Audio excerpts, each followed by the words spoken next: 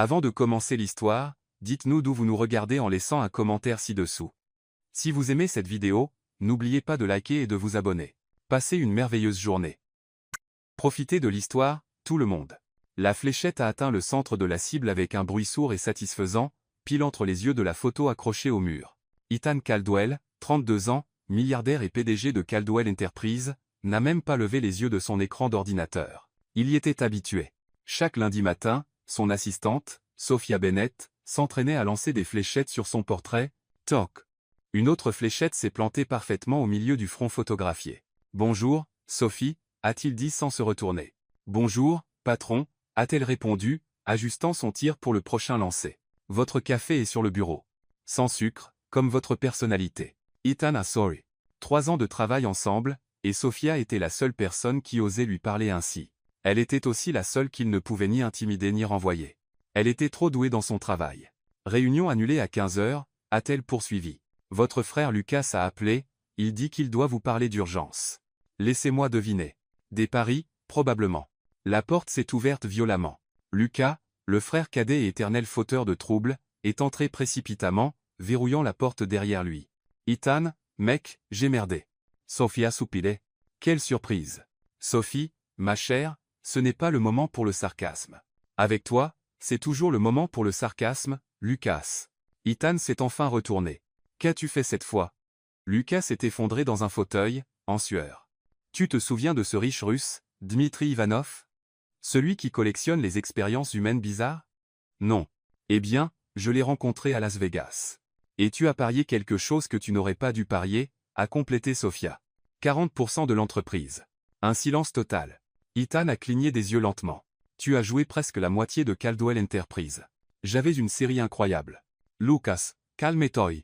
Il a fait une contre-offre, a dit Lucas en levant les mains. Il annulera la dette si tu acceptes de participer à une de ses expériences sociales. Ethan a croisé les bras. Quel genre d'expérience? Tu dois te marier. Non. Avec quelqu'un que tu détestes. Absolument pas. Pendant 6 mois. Pass question. Lucas a pointé Sophia. Et tu as déjà la candidate parfaite. Sophia a failli lâcher son café. Moi? Réfléchis, a dit Lucas rapidement. Vous vous détestez depuis 3 ans. Vous vous disputez tout le temps. C'est parfait. Ivanov veut prouver que des ennemis peuvent tomber amoureux. Vous faites semblant pendant 6 mois, vous divorcez, et tout le monde est content. Je ne l'épouse pas, a protesté Sophia. Ni moi elle, a ajouté Ethan. Sophie, tu me détestes, non? A demandé Lucas. Évidemment. Ethan, tu ne la supportes pas non plus. Elle ishtaga 5. Parfait. Vous voyez, vous êtes d'accord sur tout. Sophia et Ethan se sont regardés, réalisant qu'ils étaient effectivement d'accord sur le fait de se détester. Combien? A soudain demandé Sophia. Comment ça? Ethan a froncé les sourcils. Combien tu me payerais pour faire cette folie? Ethan a réfléchi. S'il ne le faisait pas, il perdrait l'entreprise. 100 000 $ par mois. Liambay. Ibaouche. 200 ou rien. Marché conclu. Ils se sont serrés la main, chacun essayant de montrer de la fermeté. Merveilleux, a applaudi Lucas. Juste un petit détail. Quoi? Ont-ils demandé ensemble. Le mariage doit avoir lieu aujourd'hui. Ivanov arrive à 18 h pour rencontrer la mariée. Sophia a regardé sa montre. Il est 11 h. 7 heures. Ethan a calculé. Suffisant. Suffisant pourquoi? Je n'ai même pas de robe. On va se rang. Sophia l'a fixé. Tu es vraiment prêt à m'épouser juste pour sauver ton entreprise? Ethan l'a regardé en retour. Et toi, tu es prête à m'épouser pour 200 000 $? Oui. Alors oui. Ils ont continué à se fixer comme deux cow-boys avant un duel. Super. A souri Lucas, soulagé. Je m'occupe de tout. Essayez juste de ne pas vous entretuer, avant 18 h. Et ainsi a commencé l'accord le plus étrange de New York. Un mariage entre deux ennemis qui n'avaient aucune idée qu'ils étaient sur le point de découvrir que la frontière entre la haine et l'amour est bien plus fine qu'ils ne l'imaginaient. Absolument pas, a dit Sophia, debout devant un miroir en pied chez Berdorf Goodman, portant une robe blanche bouffante qui la faisait ressembler à une meringue avec des bras. Ethan était assis dans un coin, consultant son téléphone. Ce n'est que pour un jour, Sophie. Choisis quelque chose. Facile à dire pour toi. Tu n'as eu qu'à enfiler un costume que tu possédais déjà. C'est un Armani. Je m'en fiche s'il est en or. J'ai l'air ridicule. L'employé de vente, Eleanor, s'est approché avec une autre robe. Peut être celle-ci, mademoiselle. Ayez plus soul. Sophia a disparu dans la cabine d'essayage. Ethan a jeté un œil à sa montre. 14. H30. 3h30 avant l'arrivée d'Ivanov. Alors, a appelé Sofia de derrière le rideau, comment allons-nous expliquer notre romance soudaine à un type qui étudie le comportement humain pour s'amuser? On ne le fait pas. On agit juste comme un couple. Tu nous as vus ensemble? On se dispute pour tout. Alors, on dira qu'on est passionné. Sofia est sortie, portant une robe simple et élégante qui lui allait réellement à merveille. Pendant un instant, Ethan a oublié de respirer. Mieux? A-t-elle demandé. Beaucoup mieux, a-t-il dit en s'éclaircissant la gorge. On devrait probablement discuter de notre histoire. Notre histoire? Comment on est tombé amoureux quand on a commencé à sortir ensemble? Ce genre de choses. Sofia s'est assise en face de lui. Exact. Quand est-ce qu'on a soi-disant commencé à sortir ensemble? Le mois dernier, on l'a gardé secret à cause de la politique de l'entreprise. Et comment ça s'est passé? Ethan a réfléchi un moment. Tu travaillais tard. Je t'ai apporté à dîner. On a parlé. Vraiment parlé pour la première fois en 3 ans. C'est crédible, en fait. Je sais. Je suis doué pour ça. Ne prends pas la grosse tête. Eleanor est revenue avec des documents. Ce sera en liquide ou par carte? Carte, a dit Ethan, sortant son American Express noir. Ce n'est pas nécessaire, a protesté Sofia. Je peux payer ma robe moi-même. Tu me rends un service. J'ai payé la robe. Je ne suis pas un cas de charité, Ethan. Je n'ai jamais dit que tu l'étais. Ils se sont regardés à travers le petit coin salon. Vous savez, a dit Eleanor prudemment, la plupart des couples ne se disputent pas sur qui paye la robe de mariée. Nous ne sommes pas la plupart des couples, ont dit Sofia et Ethan simultanément. Eleanor est sorry. Je vois ça. Vous formerez un duo intéressant. 30 minutes plus tard, ils étaient dans la Tesla d'Ethan, en route pour la mairie pour obtenir la licence de mariage. Alors, a dit Sofia, ajustant sa ceinture de sécurité, quelles sont tes règles pour cet arrangement? Des règles? Oui, comme, est-ce qu'on vit ensemble? Quel niveau de contact physique est acceptable? Et les autres personnes? Ethan n'avait pas pensé aux aspects pratiques, on verra au fur et à mesure. Ce n'est pas très professionnel de ta part. Ce n'est pas vraiment un arrangement professionnel normal. Sans blague, ils se sont arrêtés à la mairie. Le bâtiment était animé par le chaos typique d'un lundi après-midi, des gens entraient et sortaient précipitamment, des couples avec des fleurs, des familles avec des appareils photo. Tu sais, a dit Sofia en montant les marches, il y a 6 mois, si quelqu'un m'avait dit que je me marierais avec toi, j'aurais ri. Pareil pour moi. Et maintenant, je me demande si j'aurais dû négocier un meilleur deal avec Ivanov. Sofia lui a donné un coup de poing dans le bras. Grossier. Tu m'as frappé. Tu le méritais. On n'est même pas encore mariés, et tu es déjà violente. Habito etoy. Malgré lui, Ethan a souri. Être que ça ne serait pas si terrible qu'il le pensait. À l'intérieur de la mairie, ils ont rempli la demande de licence de mariage. L'employé, une femme d'une 50aine d'années aux yeux bienveillants, a examiné leurs documents. Premier mariage pour vous deux? Oui, ont-ils répondu. Depuis combien de temps êtes-vous ensemble? Sofia et Ethan se sont regardés. 1 mois, a dit Sofia. 6 semaines, a dit Ethan en même temps. L'employé a haussé un sourcil. C'est quoi, au juste? 6 semaines, a corrigé Sofia rapidement. On dirait 1 mois parce qu'on est tellement heureux, pas vrai? A ajouté Ethan. Le temps file quand on est heureux. L'employé a souri. L'amour de jeunesse. Eh bien, tout semble en ordre. Vous pourrez récupérer votre licence demain matin. Ils sont retournés à la voiture en silence. C'était fluide, a dit Sofia sarcastiquement. C'est toi qui as dit 1 mois. Toi, tu has dit 6 semaines. 6 semaines, c'est plus crédible. Depuis quand? Depuis toujours. Ils sont montés dans la voiture, continuant à se chamailler. Tu sais quoi? A dit Sofia, bouclant sa ceinture. Pour que ça marche, il faut qu'on s'entraîne à être un couple. S'entraîner? Oui, comme se tenir la main. Se regarder sans se fusiller des yeux. Être gentil. Ethan y a réfléchi. Tu as raison. Il faut qu'on soit convaincant. Alors, à partir de maintenant, on est follement amoureux. À partir de maintenant. Ils se sont regardés. Sofia sourit. Ethan est souri en retour. C'est bizarre, a dit Sofia. Très bizarre, a acquiescé Ethan. Mais on peut y arriver, non? On peut y arriver. Ils se sont de nouveau serré la main, scellant leur engagement dans l'accord commercial le plus étrange de leur vie. Aucun d'eux n'a remarqué que le sourire de Sofia était totalement sincère, ni qu'Ethan avait tenu sa main un peu plus longtemps que nécessaire. Dmitri Ivanov n'était pas ce à quoi Sofia s'attendait. Au lieu d'un oligarque russe intimidant, un homme grand et mince d'une 60aine d'années est entré dans le bureau d'Ethan à 18 heures précises. Il portait un simple costume gris et avait les yeux les plus curieux que Sofia ait jamais vus, comme un scientifique étudiant des spécimens fascinants. Monsieur Caldwell, a dit Dmitri dans un anglais parfait avec à peine une trace d'accent, et ce doit être la charmante mariée. Ethan s'est levé, sa main trouvant automatiquement la taille de Sofia. Dmitri, voici Sofia Bennett, ma fiancée. Fiancée. Les sourcils de Dmitri se sont levés, mais Lucas a dit, vous êtes déjà mariés. Sofia et Ethan se sont figés. Ils étaient tellement concentrés sur l'obtention de la licence de mariage qu'ils avaient oublié la cérémonie elle-même. Nous, a commencé Ethan. Nous avons eu une petite cérémonie cet après-midi, a enchaîné Sofia avec aisance. Juste nous deux, très intimes. Dmitri et applaudé. Comme c'est merveilleusement romantique et si rapide. Lucas m'a dit que vous ne sortiez ensemble que depuis 6 semaines, ont-ils dit à l'unisson. Fascinant. Dmitri a sorti une petite carnette. Dites-moi, qu'est-ce qui vous a attiré l'un vers l'autre? Ethan et Sofia se sont regardés. Ils n'étaient pas préparés à cela. Son intelligence, a dit Ethan finalement. Son dévouement, a ajouté Sofia. Dmitri a griffonné quelque chose. Et quand avez-vous réalisé que vous étiez amoureux? Une autre longue pause. Mardi dernier. A dit Sofia. Mercredi dernier, a dit Ethan simultanément. Dmitri a levé les yeux de son carnet. Quel jour était-ce? Mardi soir, techniquement mercredi matin, a corrigé Ethan rapidement. Nous travaillons tard sur le dossier Peterson. Il était environ 2 heures du matin, a continué Sofia, s'immergeant dans l'histoire. Ethan m'a apporté un café, et nous nous sommes juste regardés. Vraiment très gordish. Et ensuite, a dit Ethan, j'ai dit, Sofia, je crois que je suis en train de tomber amoureux de toi. Et j'ai dit, tant mieux, parce que j'y suis déjà. Dmitri écrivait furieusement. Magnifique. Et votre premier baiser? Là, dans le bureau, a dit Ethan, sa voix devenant plus chaleureuse, sous les lumières de la ville à travers la fenêtre. C'était parfait, a ajouté Sofia. Et pendant un instant, elle y a presque cru elle-même. Merveilleux.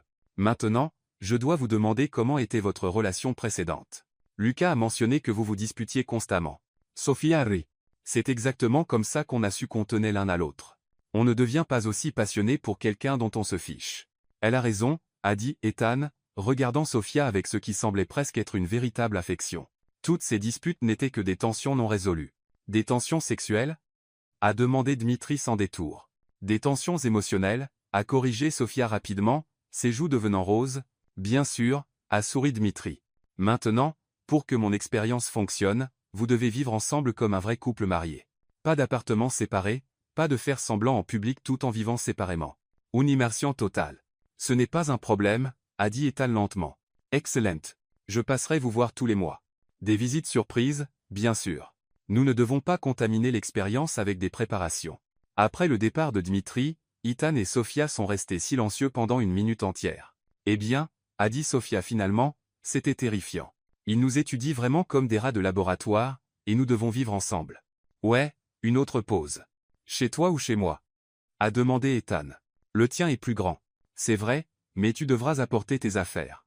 De combien de choses parle-t-on? Je veux dire, c'est juste pour 6 mois. Assez pour que ça ait l'air réel. Dmitri pourrait arriver à tout moment.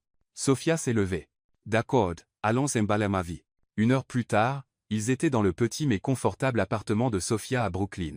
Ethan a regardé autour de lui, observant les murs colorés, les plantes partout, les étagères remplies de romans. C'est tellement différent de ta personnalité au bureau, a-t-il dit. À quoi t'attendais-tu? Des murs gris et des classeurs? Un peu, ouais. Sofia a commencé à emballer ses vêtements. Tu sais, il va nous falloir des règles de vie communes, comme un emploi du temps pour la salle de bain, les privilèges de cuisine, l'espace personnel. D'accord, tu peux avoir la salle de bain des invités. Je prendrai celle de la chambre principale. Comme c'est généreux. J'essaie. Sofia a plié un pull et l'a regardé. Ethan, puis-je te poser une question? Bien sûr. Pourquoi ne m'as-tu pas viré? En 3 ans, je t'ai donné plein de raisons. Ethan s'est assis sur son canapé. Honnêtement, tu es la seule personne qui m'ait jamais tenu tête. Tout le monde dit oui à tout. Ça doit être ennuyeux. Très. Alors, tu me gardes pour le divertissement? Je te garde parce que tu me rends meilleur dans mon travail. Tu n'as pas peur de me dire quand j'ai tort. Sofia a arrêté de faire ses bagages. C'est plutôt gentil, en fait. Ne prends pas la grosse tête. Trop tard. Ils se sont souris, et pour la 2e fois ce jour-là, le moment a semblé presque réel. Ok, a dit Sofia, fermant sa valise. Allons jouer à la maison. Ça va être intéressant. C'est une façon de le dire. En chargeant ses cartons dans la voiture d'Ethan, aucun d'eux n'a mentionné que les histoires inventées qu'ils avaient racontées à Dmitri semblaient étonnamment naturelles à créer ensemble, ou que vivre ensemble pourrait être plus compliqué qu'ils ne l'avaient anticipé. L'appartement Penthouse d'Ethan était exactement comme Sofia l'avait imaginé, élégant, moderne, et aussi chaleureux qu'une exposition de musée. Des fenêtres du sol au plafond offraient une vue spectaculaire sur Manhattan, mais les meubles semblaient n'avoir jamais été utilisés par un être humain. « Bienvenue dans ton nouveau chez toi », a dit Ethan, posant sa valise dans le hall en marbre. Sophia a regardé autour d'elle. Observant les murs blancs immaculés, les meubles minimalistes et l'absence totale de touches personnelles, « Tu vis vraiment ici, ou tu dors juste ici entre deux réunions du conseil ?»« Je vis ici. Où ? Comment ça ? Où ? Je veux dire, où existes-tu vraiment dans cet espace ? Il n'y a pas de livres, pas de photos, pas d'objets aléatoires, on dirait une chambre d'hôtel. » Ethan a froncé les sourcils, regardant son appartement comme s'il le voyait pour la première fois. « Je ne collectionne pas les choses. Tout le monde collectionne quelque chose. Même les tueurs en série collectionnent. Eh bien, peu importe. Tu viens de me comparer à un tueur en série ? Si la chaussure parfaitement organisée te va. » Ils se sont tenus dans le salon, entourés des cartons de Sophia et de la réalité gênante de leur situation. Le soleil se couchait sur la ville, projetant de longues ombres sur le parquet impeccable. « Alors, » a dit Sophia, brisant le silence, « où est-ce que je dors exactement ? La chambre d'amis au bout du couloir. Deuxième porte à droite. Et toi, dans la chambre principale. Évidemment. À quelle distance sont ces chambres ? Pourquoi ça importe ? » Sophia lui a lancé un regard. « Ethan, on est censé être des jeunes mariés follement amoureux. Si Dmitri débarque à l'improviste et qu'on dort dans des ailes séparées de l'appartement, tu ne penses pas que ça pourrait sembler un peu bizarre ? » Ethan n'y avait pas pensé. « Que suggères-tu ? » Je suggère que, pour des raisons d'authenticité, on devrait au moins faire en sorte que ça ressemble à une chambre partagée. Tu veux dormir dans ma chambre ? Je veux que ça devienne notre chambre, au moins en apparence. La chambre d'Ethan était aussi impersonnelle que le reste de l'appartement, mais elle avait au moins un lit king size immense et une vue qui coûtait probablement plus cher que le salaire annuel de la plupart des gens. « Ok, » a dit Sophia, examinant l'espace. « Il faut que ça ait l'air d'être habité par deux personnes. Je vais mettre certaines de mes affaires dans la salle de bain, accrocher des vêtements dans le placard, mettre mes livres sur la table de nuit. D'accord, mais je ne dors pas vraiment avec toi.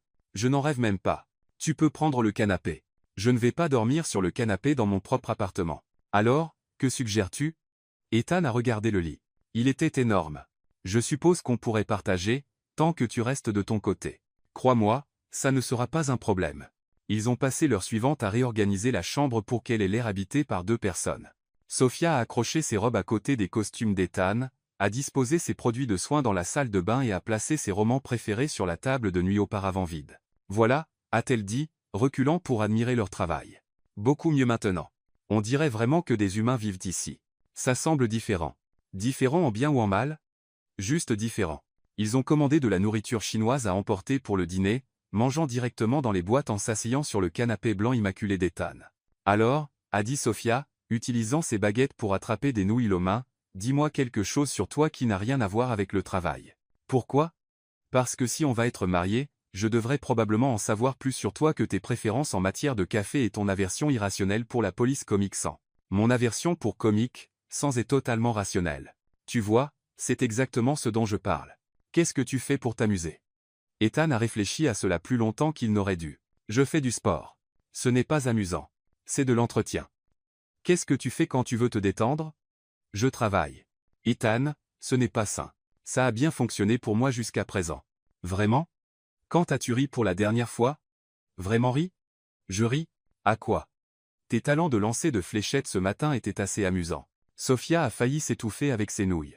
Tu penses que je suis mauvaise en fléchettes ? Tu as complètement raté mon nez au troisième lancer. Je visais ton fente.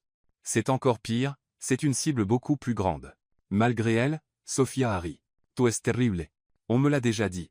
Ils ont mangé en silence confortablement pendant un moment, regardant les lumières de la ville scintiller en contrebas. Et toi ? A demandé Ethan finalement. Moi, quoi ? Qu'est-ce que tu fais pour t'amuser ? Je lis. J'ai cuisiné. J'ai des amis avec qui je passe vraiment du temps. Vraiment ? Ne sois pas si surpris. Certaines personnes ont une vie sociale. J'ai une vie sociale. Les dîners d'affaires ne comptent pas. Pourquoi pas ? Parce que tu travailles, pas que tu socialises. Ethan y a réfléchi. Peut-être que je devrais essayer de m'amuser davantage. Peut-être que tu devrais. À 22h, ils se sont retrouvés à se tenir maladroitement devant la porte de la chambre d'Ethan. Alors, a dit Sophia, ça y est. On peut gérer ça comme des adultes, non ? Des adultes. Je prends la salle de bain en premier. Ok. 20 minutes plus tard, Ethan est sorti en pantalon de pyjama et t-shirt. Sophia ne l'avait jamais vu autrement qu'en costume coûteux, et les vêtements décontractés le faisaient paraître plus jeune, moins intimidant. « À toi » a-t-il dit. Sofia a disparu dans la salle de bain avec son sac de toilette, revenant en short de nuit et un t-shirt oversize de l'université Columbia. Ses cheveux étaient détachés pour la première fois qu'Ethan se souvenait, tombant en vagues douces autour de ses épaules. « Joli t-shirt » a-t-il dit. « Merci. J'y suis vraiment allé. » MBA? Littérature? Sérieusement, tu as l'air surpris. Je ne savais juste pas que tu avais étudié la littérature. Il y a beaucoup de choses que tu ne sais pas sur moi. Ils se sont approchés du lit comme s'ils risquaient d'exploser. Côté gauche ou droit? A demandé Ethan. Je dors généralement à gauche. Je dors généralement au milieu. Eh bien, ce soir, tu dors à droite. D'accord. Ils se sont couchés, maintenant une distance prudente entre eux. Le lit était assez grand pour qu'il puisse probablement accueillir une autre personne dans l'espace qu'il laissait au milieu. Ce n'est pas si mal, a dit Sofia, fixant le plafond. Non, ça va, a dit Ethan. Merci d'avoir payé ma robe aujourd'hui. Tu n'étais pas obligé. Tu sauves mon entreprise. C'était le moins que je puisse faire. Merci quand même. Dream. Ils sont restés allongés en silence pendant quelques minutes. Sofia. Ouais. Pourquoi as-tu accepté ça? Vraiment? Sofia s'est tournée pour le regarder dans la faible lumière venant des fenêtres. Honnêtement, l'argent en fait partie, mais surtout, j'étais curieuse. Curieuse de quoi? De savoir si la théorie de Dmitri pouvait être vraie, si deux personnes qui pensent se détester pourraient en fait ne pas l'être. Ethan s'est tourné pour la regarder aussi. Et s'il avait raison? Et s'il avait tort? Alors on récupère nos papiers de divorce et on recommence à lancer des fléchettes, l'un sur l'autre. Ça ressemble à un plan. Ils se sont détournés l'un de l'autre, s'installant de leur côté respectif du lit. Bonne nuit, Mari, a dit Sofia dolcemente. Bonne nuit, femme. Aucun d'eux n'a mentionné que la conversation avait semblé plus intime qu'ils ne l'avaient prévu, ou que dormir dans le même lit semblait étonnamment naturel. En s'endormant, Sofia pouvait entendre la respiration régulière d'Ethan à côté d'elle et trouvait cela étrangement réconfortant. Ethan, pendant ce temps, était intensément conscient du léger parfum floral du shampoing de Sofia et de la façon dont elle se recroquevillait sur le côté comme un chat. Ça allait être 6 mois très longs. Mais juste peu, pas comme il l'avait anticipé. Sofia s'est réveillée avec l'odeur du café et du bacon, ce qui était étrange car elle vivait seule et ne cuisinait jamais le petit déjeuner. Puis elle s'est souvenue qu'elle ne vivait plus seule, et que ce n'était pas son appartement. Elle a ouvert les yeux pour se retrouver seule dans l'immense lit d'Ethan, la lumière du soleil entrant par les fenêtres du sol au plafond, l'espace à côté d'elle était vide mais encore chaud, et elle pouvait entendre des bruits venant de la cuisine, des bruits de cuisine réels, pas juste le micro-ondes qu'elle avait anticipé. En se dirigeant pieds nus dans le couloir, en t-shirt oversize des shorts de nuit, elle a trouvé Ethan debout devant la cuisinière, entièrement vêtu d'un costume gris anthracite, en train de retourner des pancakes avec une habileté surprenante. « Bonjour » a-t-il dit sans se retourner. « Le café est prêt. » Sofia l'a fixé. « Tu cuisines ?»« Je cuisine le petit déjeuner. Tout le reste ?»« Pas vraiment. Meiste portes un costume. J'ai une réunion de petit déjeuner à 8 heures. Je me suis dit que je te ferais quelque chose avant de partir. Tu m'as fait le petit déjeuner. » Ethan s'est enfin retourné, observant ses cheveux en bataille et la façon dont son t-shirt glissait d'une épaule. Pendant un instant, il a oublié ce qu'il allait dire. « J'ai pensé que les gens mariés faisaient probablement ça, » a-t-il dit finalement. Se faire le petit déjeuner, l'un pour l'autre. Sofia n'a pas pu cacher son sourire. C'est très attentionné. N'y vois pas trop de choses. Je me faisais à manger de toute façon. Mais quand elle s'est assise à l'îlot de cuisine, Ethan a posé une assiette devant elle avec des pancakes parfaitement dorés, du bacon croustillant et des fraises fraîches disposées de manière à suggérer qu'il avait clairement mis plus d'efforts dans son assiette à elle que dans la sienne. C'est vraiment bon. A-t-elle dit après la première bouchée. La recette de ma grand-mère. Tu avais une grand-mère qui cuisinait? Choquant, je sais. Tout le monde dans ma famille n'est pas né en costume. Sofia Harry. Parle-moi d'elle. Ethan s'est versé du café, s'appuyant contre le comptoir. Elle nous a élevés, Lucas et moi, après la mort de nos parents. Elle n'avait rien à voir avec le reste de la famille Caldwell. Elle croyait au dîner du dimanche, aux cookies faits maison et au fait de vraiment parler les uns avec les autres. Elle a l'air merveilleuse. Elle l'était. Elle t'aurait aimé. Vraiment? Elle n'avait aucune patience pour les gens qui avaient peur de dire ce qu'ils pensaient. Elle disait que l'honnêteté était la base de toute vraie relation. Sofia a ressenti un étrange frisson dans sa poitrine. Que penserait-elle de notre arrangement? Ethan y a réfléchi.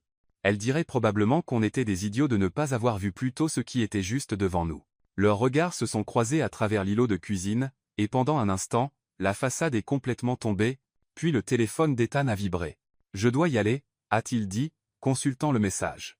Le groupe Peterson a avancé notre réunion. « Vas-y, je vais nettoyer. » Tu n'as pas à faire ça. Ethan, Yevisitsi Maintenant. Je peux laver la vaisselle. Il a attrapé sa mallette et ses clés, s'arrêtant à la porte. Sophia, merci de faire ça.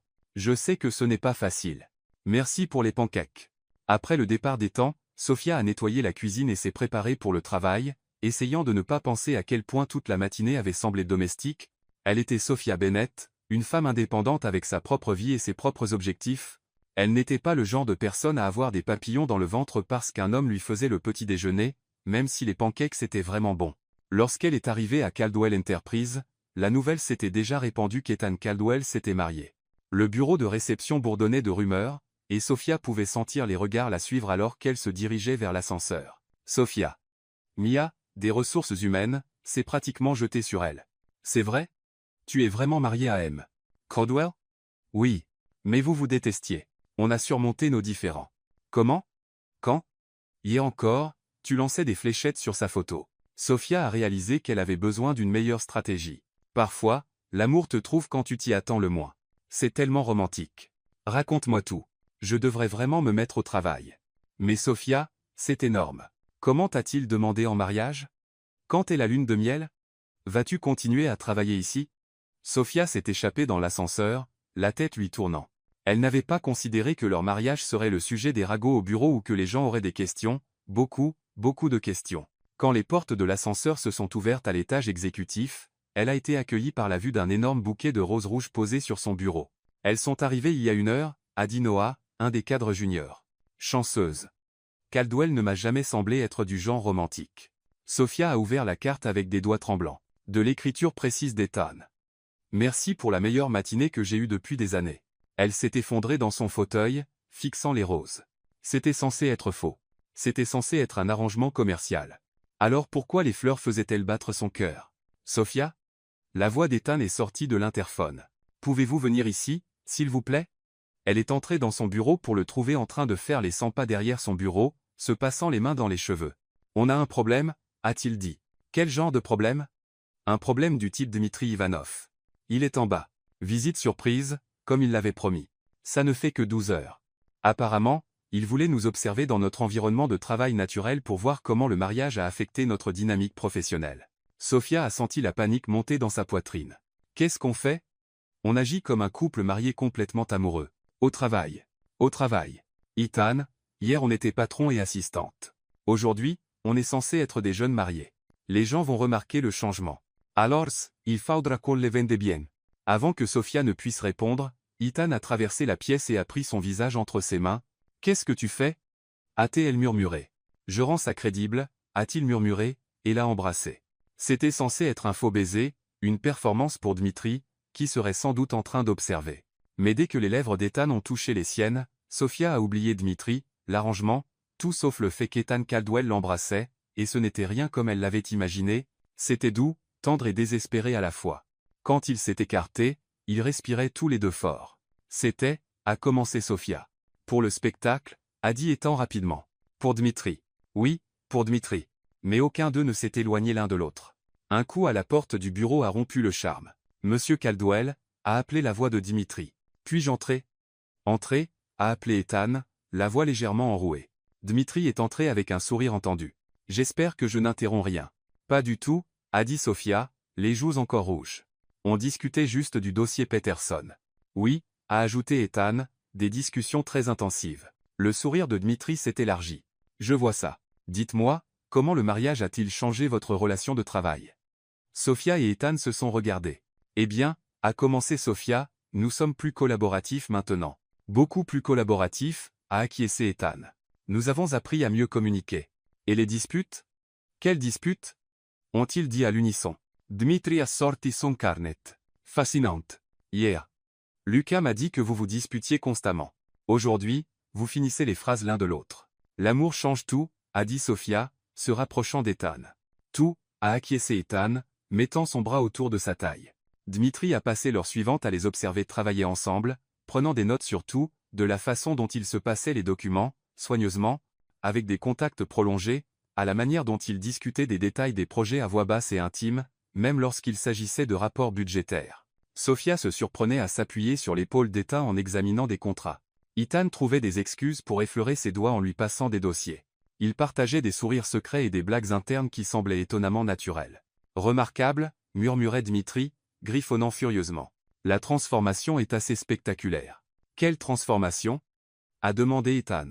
Hier, selon mes recherches, vous vous tolériez à peine. Aujourd'hui, vous montrez des signes classiques d'un couple uni. Langage corporel synchronisé, contact physique accru, attention partagée, concentration. Nous avons toujours bien travaillé ensemble, a dit Sofia. Nous l'exprimons juste différemment maintenant. En effet, dites-moi, comment résolvez-vous les conflits maintenant? Ethan et Sofia ont échangé un regard. On parle, a dit Ethan lentement. On s'écoute l'un l'autre, a ajouté Sofia. On trouve un compromis, ont-ils dit ensemble. Dmitri semblait ravi. Et hier soir, comment était votre première nuit en tant que couple marié? Sofia a rougi furieusement. C'était agréable. Très agréable, a acquiescé Ethan, sa voix tombant dans un murmure intime. On a parlé pendant des heures. Vraiment parlé de quoi? De tout, a dit Sofia doucement, regardant Ethan avec ce qui semblait être une affection sincère. Nos rêves, nos peurs, nos espoirs pour l'avenir. Ethan a senti quelque chose se tordre dans sa poitrine. La façon dont elle le regardait, la douceur dans sa voix, ça ne semblait plus être de la comédie. Magnifique, a soupiré Dmitri. L'amour de jeunesse est vraiment remarquable à observer. Je vous laisse à votre travail maintenant. Après le départ de Dmitri, Ethan et Sofia se sont tenus au milieu de son bureau, soudain conscients qu'ils étaient encore très proches l'un de l'autre, le bras d'Ethan toujours autour de la taille de Sofia. Ça s'est bien passé, a dit Sofia doucement. Très bien. Aucun d'eux n'a bougé. Ethan. Oui. Le baiser. C'était vraiment juste pour le spectacle? Ethan la regardait, la façon dont ses yeux scrutaient son visage, la légère ouverture de ses lèvres qui lui donnait envie de l'embrasser à nouveau. L'était-ce pour toi? Avant que Sofia ne puisse répondre, le téléphone d'Ethan a sonné, brisant l'instant. Caldwell Enterprise, a-t-il répondu, s'éloignant de Sofia. Elle l'a regardé prendre l'appel, touchant ses lèvres là où les siennes s'étaient posées quelques instants auparavant. Tout dans cet arrangement devenait plus compliqué d'heure en heure. Quand Ethan a terminé son appel, il a trouvé Sofia de retour à son bureau, tapant furieusement et évitant délibérément de le regarder. « Sofia? » ?»« Oui, monsieur Caldwell. » L'adresse formelle l'a frappé comme une gifle. On devrait probablement parler de ce qui s'est passé. Quelle partie? Le faux mariage, les fausses émotions, ou le faux baiser? Sofia, j'ai les dossiers Morisson prêts pour votre révision, a-t-elle dit sèchement, lui tendant un dossier sans lever les yeux. Ethan a pris le dossier, ses doigts effleurant les siens. Elle n'a pas retiré sa main, mais elle ne l'a pas regardé non plus. Pour ce que ça vaut, a-t-il dit doucement, ça ne m'a pas semblé faux. Sofia a finalement levé les yeux, ses yeux grands et vulnérables. Ethan, je sais que c'est compliqué. Je sais qu'on a convenu que c'était juste un arrangement commercial, mais et si? Et si quoi? Et si Dmitri avait raison? Et s'il y avait quelque chose ici qu'on a été trop têtu pour voir? Sofia l'a fixé pendant un long moment. Puis son ordinateur a émis un son pour un nouvel email, rompant le charme. Le groupe Peterson veut avancer leur présentation, a-t-elle dit, revenant aux affaires. Vous devrez examiner ces contrats d'ici demain. Sofia, on doit parler de ça. Non, a-t-elle dit fermement. On doit rester professionnel. C'est un arrangement commercial. Souvenez-vous, 6 mois, puis on reprend nos vies normales. Et si nos vies normales ne sont plus ce qu'on veut? Alors on s'en occupera dans 6 mois. Ethan voulait argumenter, voulait pousser la conversation, mais quelque chose dans l'expression de Sofia l'a arrêté. Elle semblait effrayée, et il a réalisé qu'elle ressentait peu, être le même mélange confus d'émotions que lui. Ok, a-t-elle dit finalement. 6 mois. 6 mois. Mais alors que Sofia se tournait vers son ordinateur, Ethan ne pouvait s'empêcher de se demander si 6 mois seraient suffisants pour comprendre ce qui se passait entre eux, ou s'il serait 6 mois de trop pour prétendre que ce qu'il ressentait était encore faux. 3 semaines, 4 jours et environ 6 heures. C'est le temps que Sofia avait passé à vivre avec Ethan, à prétendre être sa femme. Et elle perdait lentement, méthodiquement, complètement la tête. Pas à cause de la comédie elle-même. Cette partie était devenue si naturellement troublante qu'elle l'effrayait au plus profond d'elle-même. Elle et Ethan avaient développé un rythme domestique si fluide et confortable qu'on aurait dit qu'ils étaient mariés depuis des décennies plutôt que quelques semaines. Chaque matin suivait la même routine belle et torturante. Il se réveillait en premier, se dirigeant silencieusement vers la cuisine en pantalon de pyjama et vieux t-shirt de Columbia pour commencer le café, le chronométrant avec une précision scientifique pour qu'il soit parfaitement prêt quand elle sortait de la douche, les cheveux humides et bouclés autour des épaules, portant une des chemises boutonnées des temps qu'elle avait empruntées le 2e jour et qu'elle n'avait jamais réussi à rendre. Elle le trouvait à l'îlot de cuisine, déjà habillé pour le travail dans un de ses costumes impeccables, lisant les nouvelles financières sur sa tablette tout en mangeant un toast coupé en triangle parfait, une particularité qu'elle avait découverte et trouvait adorablement singulière. Il levait les yeux lorsqu'elle entrait, et son visage s'adoucissait d'une manière qui faisait faire à son cœur des acrobaties compliquées dans sa poitrine, et il lui glissait son café sur le comptoir en marbre avec exactement la bonne quantité de crème et un cube de sucre, comme elle l'aimait, même si elle ne lui avait jamais spécifiquement dit ses préférences. Les soirées étaient encore pires pour sa santé mentale. Elle avait pris en charge la cuisine du dîner, initialement par nécessité pratique, mais de plus en plus comme une excuse pour remplir le panteau stérile des odeurs chaudes et familiales d'ail, d'herbe et de quelque chose qui ressemblait à la vie de famille qu'elle avait toujours voulu mais qu'elle n'avait jamais tout à fait cru avoir. Ethan rentrait de n'importe quelle réunion tardive ou conférence téléphonique qu'il avait retenue au bureau et la cherchait immédiatement, apparaissant dans l'embrasure de la porte de la cuisine avec sa cravate desserrée et ses manches retroussées, s'enquérant de sa journée avec un intérêt sincère pendant qu'elle remuait du risotto ou coupait des légumes. Ils mangeaient ensemble à la petite table près des fenêtres, parlant de tout et de rien, ses opinions sur les livres qu'elle lisait, ses pensées sur les tendances de l'industrie, des débats sur les films, la politique, et s'il devrait acheter une plante pour le coin du salon qui semblait trop vide. Il l'écoutait avec la même attention concentrée qu'il donnait aux réunions du conseil, posant des questions réfléchies et se souvenant de détails de conversations qu'ils avaient eus des jours plus tôt. Après le dîner, ils nettoyaient ensemble, une autre danse soigneusement chorégraphiée qui s'était développée organiquement. Ils débarrassaient la table pendant qu'elle rinçait la vaisselle, et inévitablement, ils se retrouvaient à l'évier ensemble, se cognant les épaules et les hanches en travaillant, les contacts fortuits, envoyant de l'électricité à travers sa peau qu'elle essayait désespérément d'ignorer. La pire partie était la routine de la salle de bain qu'ils avaient établie. Chaque matin, ils partageaient l'immense miroir de la salle de bain principale en se préparant pour le travail, et Sophia devait se préparer mentalement à l'intimité de la situation, Ethan se rasant pendant qu'elle se maquillait, tous deux se déplaçant autour de l'autre avec une familiarité inconsciente. Lui tendant des épingles à cheveux quand ses cheveux ne coopéraient pas. Elle ajustant sa cravate quand ses mains étaient pleines de crème à raser. Parfois, elle surprenait leur reflet dans le miroir et était surprise par leur naturel ensemble, combien ils ressemblaient à un vrai couple marié passant par leur routine matinale. Ethan la surprenait en train de regarder et souriait. Et elle devait se rappeler avec force que tout était faux, temporaire, juste une performance élaborée qui se terminerait dans 3 mois, mais les moments les plus dangereux étaient les moments calmes tard le soir, quand ils étaient allongés dans l'immense lit avec une distance prudente entre eux, parlant à voix basse de leur journée, de leurs pensées, de leurs rêves pour l'avenir. Ethan s'était révélé être étonnamment réfléchi et drôle quand il n'était pas en mode PDG, faisant des observations sèches sur leurs collègues et clients qui la faisaient rire jusqu'à ce que ses côtes lui fassent mal. Il posait des questions sur sa famille, son enfance, ses plans et aspirations qui n'avaient rien à voir avec Caldwell Enterprise. En retour, elle découvrait l'homme derrière la façade intimidante de l'exécutif. Il lui parlait de sa grand-mère qu'il avait élevée avec Lucas, de ses parents décédés quand il avait 6 ans, de la pression qu'il ressentait pour être à la hauteur de l'héritage familial Caldwell. Il a admis qu'il se sentait parfois seul dans son succès, isolé par la richesse et le pouvoir qui créaient des barrières entre lui et une connexion humaine authentique. Ces conversations semblaient plus intimes que de partager un lit, plus dangereuses que n'importe quelle proximité physique. Sophia se surprenait à les attendre avec impatience toute la journée, anticipant le moment où ils éteindraient les lumières et où la voix d'Ethan deviendrait douce et chaleureuse dans l'obscurité, quand il lui dirait des choses qu'elle était certaine qu'il n'avait jamais dites à personne d'autre. Le problème était que rien de tout cela ne semblait plus être de la comédie. Chaque sourire était sincère. Chaque rire était réel. Chaque contact fortuit envoyait des éclairs à travers son système nerveux et lui donnait envie de plus. Sophia était éperdument amoureuse de son faux mari. Et elle devenait de plus en plus certaine qu'il tombait tout aussi fort pour elle. Ce qui rendait tout infiniment plus compliqué.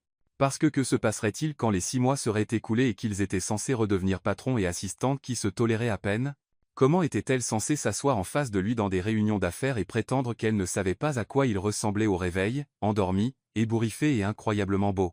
Comment était-elle censée prendre des notes et classer des rapports et maintenir une distance professionnelle quand elle connaissait la façon dont il riait à ses blagues nulles, la manière dont il fredonnait inconsciemment en cuisinant, la façon dont il disait son nom comme si c'était quelque chose de précieux? Elle réfléchissait à ce désastre personnel tout en réorganisant les dossiers de projet d'Ethan pour la 4e fois ce matin-là, une habitude nerveuse qu'elle avait développée quand ses pensées devenaient trop emmêlées, écrasantes pour être supportées, quand Lucas a fait irruption dans le bureau, l'air inhabituellement sérieux, son comportement habituellement insouciant remplacé par quelque chose qui ressemblait à de la panique mêlée de culpabilité. « On doit parler », a-t-il dit sans préambule, fermant la porte derrière lui et engageant le verrou avec un clic décidé qui suggérait que la conversation à venir nécessiterait une confidentialité totale. « Bonjour à toi aussi, Lucas », a dit Sophia, ne levant pas les yeux de son écran d'ordinateur où elle prétendait être profondément absorbée par les projections budgétaires trimestrielles qu'elle avait déjà examinées 3 fois. Belle journée, n'est-ce pas? Le temps a été absolument magnifique ces derniers temps. Je pensais suggérer à Ethan qu'on aille se promener à Central Park ce week-end. Peut être un pique-nique. Arrête les banalités, Sophia. Où est Ethan? La dureté dans la voix de Lucas l'a fait lever les yeux de son écran. En conférence téléphonique avec le bureau de Tokyo. Une crise majeure avec le comte Nakamura. Apparemment, il y a eu un malentendu sur les calendriers de livraison qui menacent l'ensemble du partenariat. Ça va prendre au moins 1 heure, peut être 2 si. Nakamura est particulièrement difficile aujourd'hui. Lucas s'est assis lourdement dans le fauteuil en face de son bureau, se passant les 2 mains dans les cheveux dans un geste si similaire à la réaction au stress d'Ethan que c'était momentanément surprenant. Les frères Caldwell pouvaient avoir des personnalités et des approches de la vie complètement différentes, mais ils partageaient certains maniérismes qui parlaient de leur génétique commune et de leur enfance. Sophia, je dois te dire quelque chose à propos de l'expérience de Dmitri. Quelque chose d'important qui change tout ce qu'on pensait savoir sur cette situation. Quelque chose dans son ton, urgent, inquiet, presque effrayé, a fait minimiser l'écran de Sophia et lui accorder toute son attention. Lucas était sérieux d'une manière qu'elle n'avait jamais vue auparavant, son comportement habituellement plaisantin remplacé par une expression qui semblait presque être un mélange de culpabilité et de peur. Quoi à propos de l'expérience? Ce n'est pas ce qu'on pensait. Ce n'est pas ce qu'aucun de nous pensait. J'ai fait quelques recherches, et ce que j'ai trouvé. Lucas a fait une pause, semblant rassembler son courage. Sophia, on a tous été manipulés, utilisés. Que veux-tu dire? Lucas a sorti son téléphone avec des mains qui n'étaient pas tout à fait stables et a ouvert un fichier vidéo, inclinant l'écran pour qu'elle puisse voir clairement. Dmitri Ivanov est apparu à l'écran, debout dans ce qui ressemblait à un cadre de laboratoire professionnel, des murs blancs couverts de graphiques et de tableaux complexes, des moniteurs d'ordinateur affichant des données, une atmosphère indéniable de recherche scientifique sérieuse. Jour d'observation des sujets 21, la voix de Dmitri est sortie du haut-parleur du téléphone, son ton clair et clinique, la chaleur et l'excentricité qu'il affichait en personne complètement absente. Le couple Caldwell-Bennett continue de dépasser tous les paramètres et projections établis. L'hostilité initiale s'est transformée en une affection authentique à un rythme bien supérieur à tous mes groupes d'études précédents. Les indicateurs d'intimité physique suggèrent une intégration complète de la relation en avance sur le calendrier. Le lien émotionnel semble authentique et durable, les 2 sujets affichant des signes classiques d'attachement et de lien de couple. Sophia a senti son sang se glacer, un frisson qui a commencé dans sa poitrine et s'est propagé jusqu'à ce que ses doigts soient engourdis là où ils agrippaient le bord de son bureau. Groupe d'études précédent, a dit Lucas, mettant la vidéo en pause, son expression sombre. Sophia, Dmitri Ivanov n'est pas juste un riche excentrique avec trop d'argent et des hobbies étranges. Ce n'est même pas principalement un homme d'affaires. C'est le docteur Dmitri Ivanov, psychologue comportemental avec un doctorat de Cambridge, des travaux postdoctoraux à Stanford, et 20 ans d'expérience de recherche en psychologie des relations et des schémas de liens humains. Il mène des expériences contrôlées sur la cohabitation forcée et la création de relations artificielles depuis presque une décennie, des expériences sur des couples, des étrangers, des gens qu'il manipule pour former de fausses relations, afin d'étudier à quelle vitesse des émotions authentiques peuvent se développer dans des circonstances contrôlées, quels facteurs environnementaux accélèrent le lien émotionnel, comment une proximité artificielle peut créer une intimité authentique. Il a publié des dizaines d'articles à ce sujet, remporté des prix prestigieux, parlé dans des conférences internationales. Il est considéré comme l'un des experts de premier plan dans le domaine de l'intimité manufacturée et de la dynamique des relations expérimentales. Sophia s'est enfoncée dans son fauteuil, sentant comme si le sol s'était dérobé sous elle, comme si tout ce qui était solide et réel dans son monde s'était soudain révélé être une illusion. Nous sommes des rats de laboratoire. Pire, nous sommes des spécimens dans une étude psychologique à long terme qui a été soigneusement conçue et calibrée pour produire des résultats spécifiques, selon ces notes de recherche, que j'ai pu être obtenues illégalement par un détective privé, a hésité Lucas, clairement mal à l'aise avec ce qu'il était sur le point de révéler. Quoi, Lucas?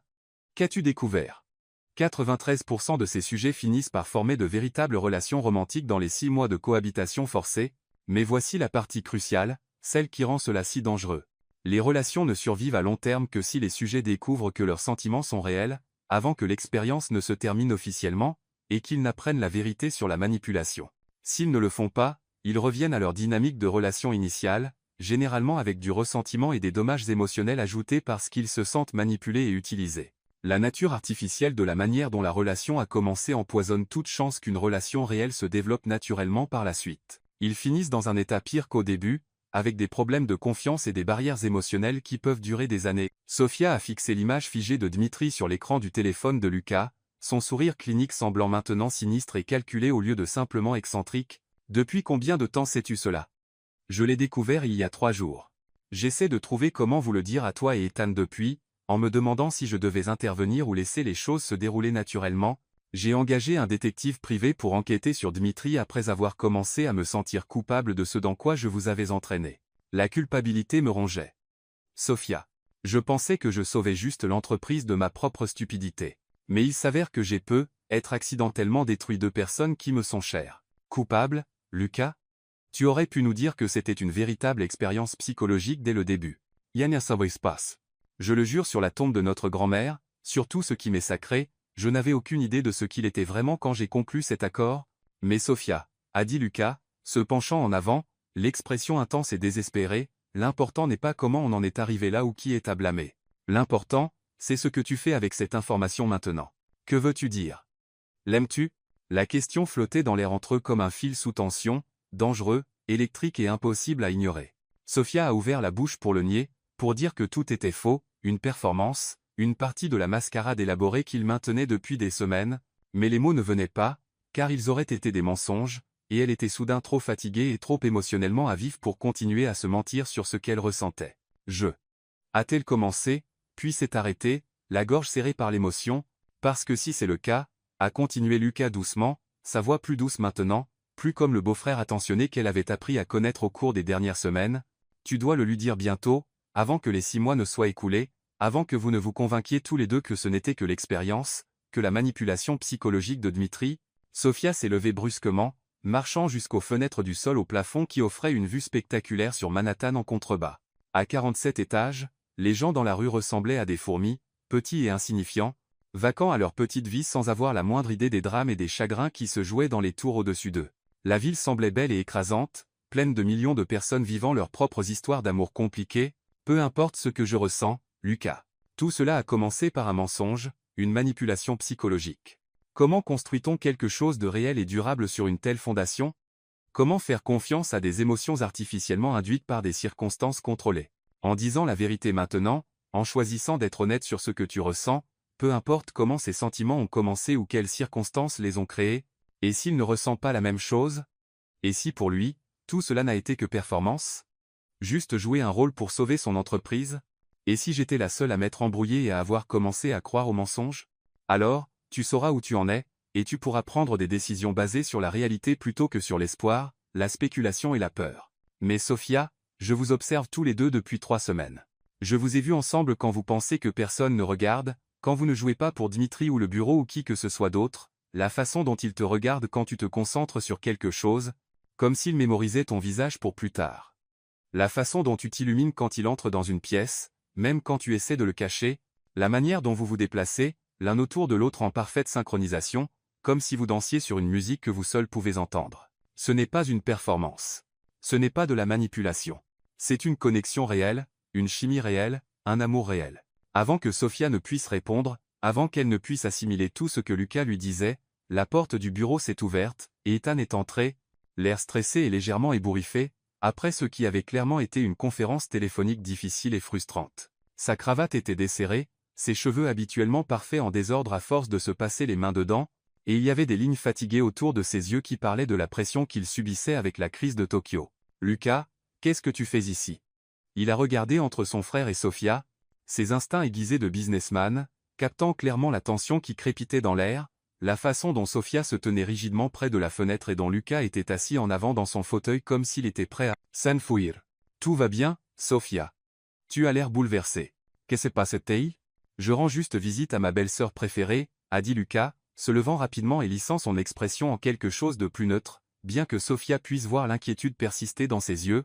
Ethan les a regardés avec suspicion, son regard passant du comportement faussement décontracté de Lucas à la pâleur de Sofia et à la manière dont elle évitait soigneusement ses yeux. « Sofia, tu as vraiment l'air bouleversée. Qu'est-ce qui ne va pas? » « Rien, » a dit Sofia trop rapidement, le mensonge venant automatiquement même s'il avait un goût amer et faux sur sa langue. « Tout va bien, juste quelques conflits d'horaire pour la semaine prochaine qu'on essayait de résoudre. »« En fait, » a dit Lucas, lançant à Sofia un regard significatif qu'elle a prétendu ne pas voir, « je devrais y aller, mais Ethan, emmène Sofia dîner ce soir, dans un endroit sympa, spécial et romantique. Vous méritez une vraie soirée ensemble, loin de tout ce stress d'entreprise et de ce drame de bureau. Lucas, a averti Sofia, entendant le ton de marieur dans sa voix et ne faisant pas confiance à la direction que prenait cette conversation. Quoi? Vous êtes mariés. Les gens mariés vont à des rendez-vous. Ils ont des soirées romantiques. Ils célèbrent leur relation. Lucas a souri, mais il y avait quelque chose de désespéré dans son expression, comme s'il essayait de les pousser vers quelque chose de crucial et urgent. D'ailleurs, quand est-ce que l'un de vous a fait quelque chose juste pour le plaisir, juste parce que vous en aviez envie? Quand avez-vous eu une soirée qui n'était pas centrée sur le travail, les obligations ou le maintien des apparences? Après le départ de Lucas, s'échappant pratiquement du bureau dans sa hâte, Ethan s'est assis sur le bord du bureau de Sofia, son poids faisant légèrement craquer le bois coûteux. Ok, c'était vraiment à propos de quoi? Et ne me dis pas que c'était des conflits d'horaires parce que je te connais mieux maintenant, et quelque chose t'a clairement bouleversé. Sofia l'a regardé, observant l'inquiétude dans ses yeux sombres, la manière dont son attention était complètement concentrée sur elle, comme si rien d'autre au monde ne comptait à ce moment-là. Tu connais Lucas, il aime se mêler de la vie des autres, surtout quand il pense savoir ce qui est le mieux pour eux. Sofia, tu as l'air d'avoir vu un fantôme. Quelque chose t'a sérieusement bouleversé, et je veux savoir quoi. Elle a forcé un sourire, l'expression professionnelle et lumineuse qu'elle avait perfectionnée au cours de 3 ans à travailler pour lui. L'armure qu'elle portait quand elle avait besoin de cacher ses vrais sentiments. Je vais bien, vraiment, juste fatiguée. Toute cette situation a été beaucoup à gérer. Ethan a étudié son visage pendant un long moment, et elle pouvait voir qu'il cataloguait les détails. La légère tension autour de ses yeux, la manière dont elle jouait avec son stylo, la distance prudente qu'elle maintenait entre eux quand d'habitude elle se serait rapprochée, se serait détendue dans l'intimité facile qu'ils avaient développée. Tu sais quoi? Lucas a raison pour le dîner. On devrait sortir, loin de l'appartement, loin du bureau, loin de tous les rappels des affaires et des obligations et de ce qui te préoccupe. Juste nous. Sofia, je sais que toute cette situation est étrange et compliquée. Je sais qu'on essaie tous les deux de naviguer dans quelque chose dont aucun de nous n'a d'expérience, quelque chose qui ne vient pas avec un manuel d'instruction, mais j'aimerais emmener ma femme à un vrai rendez-vous. Un vrai rendez-vous, si elle est d'accord. La façon dont il a dit ma femme a fait faire à son cœur quelque chose de compliqué et douloureux dans sa poitrine, un battement d'espoir, de peur et de désir qu'elle ne savait pas comment traiter. Ok. Oui, j'aimerais ça. Bien. Je vais réserver quelque part de spécial. Ce soir-là, Sofia s'est retrouvée à se préparer pour ce qui semblait être son premier vrai rendez-vous depuis des mois, ce qui était absurde car elle vivait avec un homme depuis des semaines. Mais tout dans cela semblait différent, plus intentionnel, plus chargé de sens et de possibilités que leur dîner décontracté à la maison ou leur déjeuner de travail qui était progressivement devenu plus personnel et intime. Elle se tenait devant l'immense dressing d'Ethan, leur dressing maintenant, supposait-elle, bien que l'idée semblait encore étrange et présomptueuse, essayant de décider quoi porter. Ses vêtements semblaient petits et colorés à côté des rangées de costumes précisément organisées d'Ethan, comme des fleurs sauvages poussant entre des pierres grises. Elle a finalement opté pour une robe bleu marine qu'Ethan avait complimentée une fois, passant un temps supplémentaire sur son maquillage et ses cheveux, essayant de ne pas penser à la révélation de Lucas sur le véritable but de Dmitri. La robe était une qu'elle avait achetée il y a des mois mais qu'elle n'avait jamais eu l'occasion de porter, de la soie qui flottait magnifiquement quand elle bougeait, avec un décolleté élégant sans être trop révélateur. Elle l'a assortie avec des talons qui ajoutaient juste assez de hauteur pour lui donner confiance et des bijoux simples qui ne rivalisaient pas avec les lignes épurées de la robe. Ethan l'attendait dans le salon quand elle est sortie, portant un costume sombre sans cravate, le premier bouton de sa chemise blanche défait d'une manière qui semblait élégamment décontractée. Il semblait plus détendu qu'elle ne l'avait vu depuis le début de cet arrangement, moins comme le PDG intimidant de Caldwell Enterprise et plus comme Ethan tout court, l'homme qui lui faisait du café tous les matins, et écoutait ses discussions sur les livres. « Tu es magnifique », a-t-il dit, et la sincérité dans sa voix a fait monter la chaleur à ses joues. « Merci. Tu es plutôt pas mal non plus. Prête ? Aussi prête que je le serai jamais. » Il avait choisi un petit restaurant italien à Brooklyn, le genre d'endroit intime, familial, avec des nappes à carreaux et des bouteilles de vin transformées en porte-bougies qui parlaient de générations de traditions familiales. Ce n'était rien comme les établissements de restauration d'entreprise où il menait habituellement ses affaires, tout en verre, acier et efficacité impersonnelle conçue pour intimider et impressionner. « Comment as-tu trouvé cet endroit ?» a demandé Sofia alors qu'il s'asseyait à une table dans un coin, l'éclairage chaud et doré rendant tout plus doux et romantique sur les bords. « J'ai être demandé des recommandations à ton amie Mia. » Elle était très enthousiaste à l'idée d'aider à planifier une soirée romantique pour les jeunes mariés. Elle avait des opinions très arrêtées sur l'ambiance, la sélection de vins et l'importance d'un coin intime. « Tu as parlé à Mia ? Elle m'a coincé dans l'ascenseur hier matin. Je pense qu'elle s'est autoproclamée correspondante officielle des mariages et consultante en romance de Caldwell Enterprise. Elle avait des idées très détaillées sur où je devrais t'emmener, quel type de fleurs je devrais acheter, et si je te traite avec le niveau approprié d'attention romantique qu'un nouveau mari devrait montrer. Sophia a ri, le son sincère et sans retenue, dissipant une partie de la tension qu'elle portait depuis la révélation de Lucas. Elle m'interroge depuis des semaines. Elle veut tout savoir sur notre romance éclair, chaque détail, de comment tu m'as demandé en mariage à ce que sont nos plans familiaux futurs, en passant par si on planifie une lune de miel. Et que lui dis-tu? Que l'amour agit de manière mystérieuse. Et que parfois, la personne avec qui tu es censé être est juste devant toi, même quand tu ne le réalises pas au début. Est-ce qu'il agit de manière mystérieuse? La question était lourde de sens. Et Sophia a senti ses murs émotionnels soigneusement construits commencer à s'effondrer sous le poids de son regard stable et de l'intimité du cadre. Ethan, puis-je te poser une question? Tout ce que tu veux. T'es-tu déjà demandé ce qui se serait passé si on s'était rencontrés différemment? Pas comme patron et assistante, pas à travers cet arrangement insensé, mais juste naturellement, d'une manière normale dont les gens normaux se rencontrent? Ethan y a réfléchi, faisant tournoyer le vin dans son verre et regardant le liquide capter la lumière des bougies. Tu veux dire, si on s'était rencontrés dans un café ou une librairie ou un autre endroit parfaitement ordinaire où les gens ordinaires ont des moments de rencontre mignons? Quelque chose comme ça. Honnêtement, je pense que j'aurais été trop intimidé pour te parler. Intimidé par moi? Sophia, tu es brillante, drôle et gentille. Et tu n'es pas impressionnée par l'argent ou le pouvoir ou aucune des choses qui font habituellement que les gens veulent être autour de moi. Tu vois à travers toute l'armure d'entreprise et la persona de PDG jusqu'à ce qu'il y a en dessous. Et tu n'as pas peur de me remettre à ma place quand je suis idiot. Si on s'était rencontrés dans des circonstances normales, j'aurais probablement supposé que tu étais complètement hors de ma ligue et je n'aurais jamais trouvé le courage de t'approcher. Sastredetsua. Vraiment? Quand as-tu daté un mec comme moi pour la dernière fois? Que veux-tu dire, un mec comme toi? Accro au travail, émotionnellement fermé, plus à l'aise dans les salles de réunion qu'ailleurs. Le genre d'homme qui possède 15 costumes identiques, considère la nourriture chinoise à emporter comme un repas fait maison et n'a pas pris de vraies vacances depuis 5 ans. Sophia a tendu la main à travers la table et a pris la sienne, sentant la chaleur de sa peau, la légère rugosité de sa paume qui parlait du fait qu'il n'avait pas toujours été riche, qu'il avait gravi les échelons depuis quelque chose de plus humble et pratique. Ethan. Tu n'es pas émotionnellement fermé. Tu es prudent. Il y a une différence.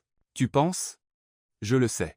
Tu me fais le petit déjeuner tous les matins, parfaitement synchronisé pour qu'il soit prêt quand je suis prête. Tu m'as acheté des fleurs juste parce que tu pensais que ça me ferait sourire.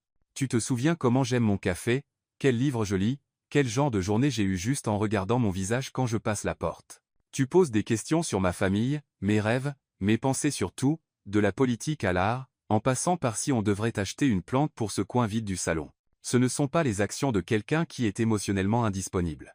Ethan a retourné sa main, entrelaçant leurs doigts, et Sophia a été frappée par la perfection avec laquelle ils s'emboîtaient, comme des pièces de puzzle qui avaient enfin trouvé leur place après des années d'éparpillement. Tu me donnes envie d'être meilleur, a-t-il dit doucement. Le sais-tu? Meilleur comment? Plus présent, plus humain, plus réel. Avant que tu emménages, je rentrais dans cet appartement tous les soirs et j'existais juste jusqu'à ce qu'il soit temps de retourner au travail. Je mangeais debout à l'îlot de cuisine en consultant mes emails sur mon téléphone. Je m'endormais avec mon ordinateur portable sur la poitrine, me réveillais avec un torticolis parce que j'avais été trop fatigué pour atteindre la chambre. Maintenant, j'ai hâte de rentrer à la maison. J'ai hâte de nos conversations, de cuisiner ensemble, de la manière dont tu as rempli cet espace stérile de chaleur, de vie et de couleur. J'ai hâte d'être juste avec toi. Sophia a senti des larmes piquer ses yeux parce que tout ce qu'il disait correspondait exactement à ce qu'elle ressentait, à la façon dont son monde entier s'était réorganisé autour de leur vie commune sans qu'elle s'en rende vraiment compte. Ethan, je sais que c'est compliqué. Je sais qu'on a commencé cela pour toutes les mauvaises raisons dans des circonstances totalement artificielles, mais Sophia, ce que je ressens pour toi, ce n'est pas faux. Ça a cessé d'être faux, il y a des semaines. Être dès le premier matin quand tu as fait ce commentaire sarcastique sur mon café étant aussi amé que ma personnalité et que tu as ri à ta propre blague comme si c'était la chose la plus drôle que tu aies jamais entendue. Pour moi aussi, a-t-elle murmuré, l'aveu étant à la fois terrifiant et libérateur. Je pense que je tombais amoureuse de toi avant même de m'en rendre compte. Toutes ces nuits tardives au bureau quand tu m'apportais à dîner et me demandais si j'allais bien, ou quand tu me demandais mon avis sur des accords alors que tu n'y étais pas obligé, je pensais que je te détestais, mais en réalité, j'avais juste peur de combien je commençais à tenir à toi, de combien j'avais hâte de te voir tous les jours. Vraiment? Vraiment. Et puis cet arrangement nous a donné la permission d'arrêter de lutter contre cela, d'explorer ce qui pourrait se passer si on cessait d'être si défensif et prudent l'un envers l'autre. Ethan a porté sa main à ses lèvres, pressant un doux baiser sur ses phalanges qui a envoyé une chaleur remontant son bras directement à son cœur. Dmitri peut être un manipulateur de génie avec son propre agenda, mais il n'a pas tort sur une chose. Quoi donc? L'amour peut vraiment naître dans les endroits les plus inattendus entre les personnes les plus improbables.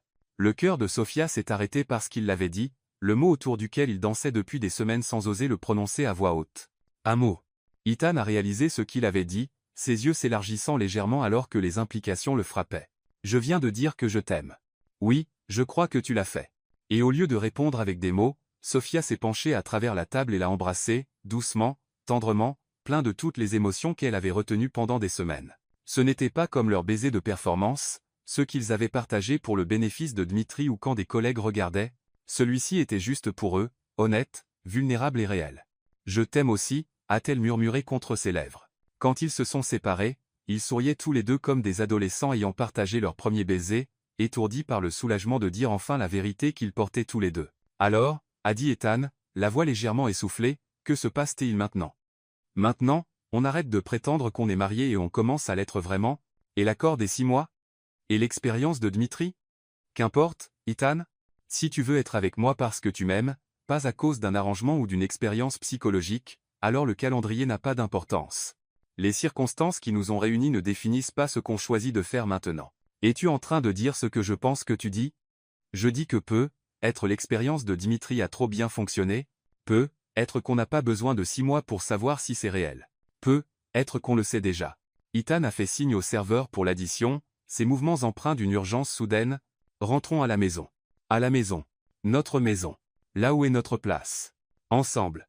Ils ont à peine franchi la porte de l'appartement avant qu'Ethan n'embrasse Sofia contre le mur du hall, des mois d'émotions refoulées et de retenues prudentes se libérant enfin dans des contacts désespérés et des confessions murmurées. « Je t'aime », a-t-il dit entre les baisers, ses mains encadrant son visage comme si elle était quelque chose de précieux et de fragile qui pourrait disparaître s'il ne la tenait pas assez fort. « J'aime ton sourire, ton rire et la façon dont tu te disputes avec moi surtout, des préférences de café au rapport trimestriel. Je t'aime aussi », a-t-elle répondu, passant ses doigts dans ses cheveux et s'émerveillant de leur douceur, de combien il semblait différent avec ses cheveux en désordre et son contrôle soigneux qui s'effaçait. Enfin, « J'aime comment tu prends soin de moi, comment tu me fais sentir en sécurité et comment tu n'es pas du tout aussi intimidant que tu le prétends. Je ne suis pas intimidant du tout. Tu es terrifiant, et je suis complètement, désespérément folle de toi. » Ils ont traversé l'appartement ensemble, se débarrassant de leurs vêtements, de leurs inhibitions et des derniers vestiges de prétention au fur et à mesure. Pour la première fois depuis le début de cet arrangement, ils se sont réunis en tant que mari et femme dans tous les sens du terme, non pas parce qu'ils devaient le faire pour les apparences ou les expériences, mais parce qu'ils le voulaient, parce qu'ils se choisissaient librement et complètement. Plus tard, beaucoup plus tard, alors qu'ils étaient allongés, emmêlés dans les draps, peau contre peau dans la lumière de la lune filtrant à travers les fenêtres du sol au plafond, Sofia traçait des motifs paresseux sur la poitrine d'Ethan pendant qu'il jouait avec ses cheveux. Ethan. Que va-t-on dire à Dmitri lors de sa prochaine évaluation? La vérité, que son expérience a fonctionné mieux qu'il n'aurait pu l'imaginer, que deux personnes qui pensaient se détester ont découvert qu'elles étaient parfaites l'une pour l'autre. Et Lucas? On le remerciera d'être un idiot avec d'excellents instincts et de mauvaises habitudes de jeu qui ont d'une manière ou d'une autre conduit à la meilleure chose qui nous soit jamais arrivée. Sofia a ri, le son vibrant contre la poitrine d'Ethan. Je n'arrive pas à croire que je dis ça, mais je suis en fait reconnaissante pour toute cette situation insensée. Pourquoi? Parce que sans ça, on n'aurait être jamais cessé d'être trop têtus et effrayés pour voir ce qui était juste devant nous. On aurait pu continuer à être professionnel et distant pour toujours, sans jamais savoir ce qu'on manquait. Ethan l'a serré plus fort, pressant un baiser sur le sommet de sa tête. Tu sais ce que ça signifie, n'est-ce pas? Quoi? On va devoir trouver une meilleure histoire pour nos petits-enfants que le frère de grand-papa a parié une partie de l'entreprise. Alors on a dû faire un faux mariage pour une expérience psychologique menée par un scientifique russe. Je pense qu'on peut travailler là, dessus. C'est certainement unique. Peu de couples peuvent dire que leur histoire d'amour a commencé avec de l'espionnage industriel et de la psychologie comportementale. Tout chez nous est unique. C'est bien ou mal? Avec toi, c'est parfait.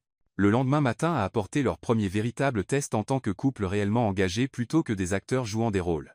Sofia s'est réveillée la première, regardant Ethan dormir dans la lumière matinale, son visage détendu et paraissant plus jeune sans le contrôle soigneux qu'il maintenait pendant les heures d'éveil. Elle pourrait s'habituer à cette vue, pensa-t-elle. Elle voulait s'y habituer. Quand Ethan s'est réveillé et l'a trouvé en train de le regarder, Son premier instinct a été de sourire plutôt que de vérifier immédiatement son téléphone ou de commencer à penser aux réunions du jour. Et Sofia savait avec une certitude absolue que ce qu'ils avaient trouvé ensemble était réel, durable et valait la peine de se battre. « Bonjour, ma femme », a-t-il dit, la voix rauque de sommeil. « Bonjour, mon mari. » Ils ont pris le petit déjeuner ensemble. Un vrai petit déjeuner qu'Ethan a cuisiné pendant que Sofia faisait le café. Et pour la première fois, cela semblait être un choix plutôt qu'une obligation ou une performance. Ils ont parlé de leurs plans pour la journée, pour le week-end, pour l'avenir. Et chaque mot semblait être un petit engagement, un bloc de construction dans la fondation de quelque chose de permanent et magnifique. Au travail, ils ont dû naviguer dans l'équilibre délicat d'être véritablement amoureux tout en maintenant le professionnalisme. Et c'était plus difficile que Sofia ne l'avait prévu. Chaque sourire semblait plus réel. Chaque contact fortuit portait une signification authentique, et elle se surprenait à devoir résister à l'envie de l'embrasser au milieu des réunions d'affaires. « On va devoir être plus prudent », lui a-t-elle dit pendant le déjeuner dans son bureau, porte fermée et store baissé pour plus d'intimité. Mia demande déjà si quelque chose a changé chez nous. Changé, comment? Elle dit qu'on rayonne, tous les deux. Apparemment, on ressemble à des gens qui sont vraiment amoureux plutôt qu'à des gens qui prétendent l'être pour des raisons commerciales compliquées. C'est mal? Pas mal, juste remarquable. Et si Mia le remarque, d'autres personnes le feront aussi. Les jours suivants ont été une danse délicate pour maintenir leur façade professionnelle tout en naviguant dans leur nouvelle réalité émotionnelle. Ils étaient prudents au travail, maintenant une distance appropriée et des interactions formelles. Mais, à la maison, ils exploraient leur relation avec l'enthousiasme de personnes ayant enfin reçu la permission de vouloir ce qu'elles s'étaient interdit. Ethan s'est révélé être un partenaire attentionné et romantique, lui apportant des fleurs sans raison, cuisinant des dîners élaborés le week-end, écoutant ses rêves de peu, écrire un roman un jour. Sofia a découvert que sous son extérieur d'entreprise se trouvait un homme capable d'une tendresse profonde, quelqu'un qui se souvenait de chaque détail de leur conversation et la faisait se sentir comme la personne la plus importante de son monde. 3 semaines plus tard, Dmitri Ivanov est arrivé pour ce qu'il a annoncé comme son évaluation complète de mi-parcours, semblant extrêmement satisfait de lui-même alors qu'il s'installait dans le bureau d'Ethan avec son carnet toujours présent, et ce qui semblait être une sorte de dispositif d'enregistrement. « Remarquable », a-t-il dit, observant Ethan et Sofia travailler ensemble avec la synchronisation facile de personnes complètement en phase l'une avec l'autre. Tout simplement remarkable. La transformation a dépassé tous les paramètres de mon étude, surpassé toutes mes projections les plus optimistes. Quelle transformation? A demandé Sofia, sans lever les yeux du contrat qu'elle examinait mais souriant légèrement aux commentaires discrets d'Ethan sur les demandes de plus en plus ridicules du client. L'intégration complète. Vous deux avez atteint ce que je considérais comme un exemple parfait de synthèse réussie de la relation sous des conditions contrôlées. Ethan et Sofia ont échangé un regard, le genre de communication silencieuse qui leur était devenue une seconde nature au cours des dernières semaines. À ce sujet, a dit Ethan prudemment, posant son stylo et accordant à Dmitri toute son attention. Nous devons discuter de quelque chose avec vous. Le stylo de Dmitri s'est arrêté de bouger sur son carnet, et son expression est passée d'une satisfaction ravie à une curiosité méfiante. Oh, nous savons, a dit Sofia simplement, sa voix ferme malgré les battements rapides de son cœur, à propos de l'étude, des sujets précédents, de la recherche psychologique, tout. L'expression de Dmitri a complètement changé, le masque d'excentrique affable tombant pour révéler l'intellect aiguisé d'un chercheur sérieux. Vous savez, Lucas nous l'a dit il y a des semaines. Il a engagé un détective privé et a découvert votre véritable parcours et votre focus de recherche, et vous n'êtes pas en colère d'avoir été manipulé, d'avoir été trompé et utilisé comme sujets expérimentaux. En colère? Ethan a ri, tendant la main pour prendre celle de Sofia sans y penser, le geste si naturel maintenant qu'il ne réalisait même pas qu'il le faisait. Dmitri, vous nous avez donné la permission d'arrêter de lutter contre ce que nous voulions tous les deux mais étions trop têtus et effrayés pour poursuivre. Si c'est de la manipulation, nous en sommes reconnaissants. D'ailleurs, a ajouté Sofia, serrant les doigts d'Ethan et sentant la chaleur familière de son contact, les résultats parlent d'eux-mêmes, n'est-ce pas? Dmitri les a regardés, notant l'intimité décontractée de leur langage corporel, la façon dont le pouce d'Ethan caressait automatiquement les phalanges de Sofia, la manière dont elle se penchait légèrement vers lui sans sembler s'en rendre compte, l'affection facile qui émanait d'eux comme la chaleur d'un feu. En effet, il parle, a-t-il dit lentement, prenant des notes détaillées dans son carnet. Dites-moi, quand avez-vous réalisé que vos sentiments étaient authentiques plutôt que de simples réponses aux conditions expérimentales? Il y a 3 semaines, ont-ils dit simultanément, puis ri de leur parfaite synchronisation, le son naturel et spontané. Au dîner, a continué Sofia, ses joues roses avec le souvenir, quand nous avons enfin admis que nous étions tombés amoureux l'un de l'autre, pas de l'idée d'être mariés ou de la commodité de l'arrangement, et vous êtes confiant que ces sentiments persisteront au-delà du calendrier expérimental, qu'ils ne sont pas simplement le résultat de la proximité et de l'intimité artificielle? Dmitri, a dit Ethan, sa voix ferme de conviction, nous prévoyons de passer le reste de nos vies ensemble. Ce n'est plus temporaire. Ce n'est plus une partie de votre expérience. C'est réel, et c'est à nous. Fascinant. Dmitri a fermé son carnet avec un claquement satisfait. Je crois que mon travail ici est terminé. Qu'est-ce que cela signifie pour votre recherche? A demandé Sofia. Cela signifie que j'ai une autre étude de cas extraordinairement réussie sur le pouvoir de la proximité forcée pour briser les barrières artificielles entre des individus compatibles. Vous serez mis en avant de manière proéminente dans mon prochain article, anonymement, bien sûr. Est-ce ce que nous étions? A demandé Ethan. Des individus compatibles avec des barrières artificielles? Mon cher garçon, vous étiez deux personnes absolument parfaites l'une pour l'autre mais trop effrayées et têtues pour l'admettre. Tout ce que j'ai fait, c'est créer des circonstances qui rendaient impossible pour vous de continuer à vous mentir sur ce que vous vouliez. Après le départ de Dmitri, promettant de leur envoyer des copies de tout article de recherche dans lequel ils apparaîtraient, Ethan a attiré Sofia dans ses bras au milieu de son bureau, se moquant de qui pourrait les voir à travers les parois de verre. Pas de regret? A-t-il demandé, faisant écho à une conversation qu'ils avaient eue des semaines plus tôt qui semblait remonter à une autre vie. À propos de quelle partie? Avoir accepté de t'épouser, tomber amoureuse de toi, ou admettre qu'un psychologue russe fou avait raison sur nous depuis le début? N'importe laquelle, tout est. Sofia a souri, tendant la main pour ajuster sa cravate dans un geste qui était devenu habituel et précieux. Pas un seul.